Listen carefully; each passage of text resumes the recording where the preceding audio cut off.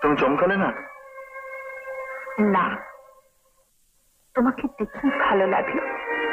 মনে হলো জীবনে এমন একজনকে প্রথম দেখলাম যে আপন ভোলা, নিজের ব্রত আর ধ্যান নিয়ে আছে।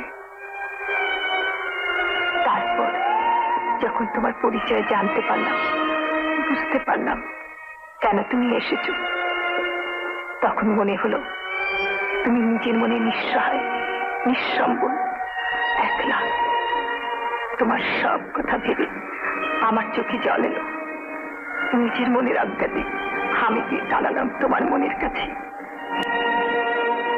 যখন আমার পরিচয় পেলে লোকে আমাকে ব্যঙ্গ করবে, ঠিক সেই দুঃখের দিনে তোমার সঙ্গে হলো আমার দেখা।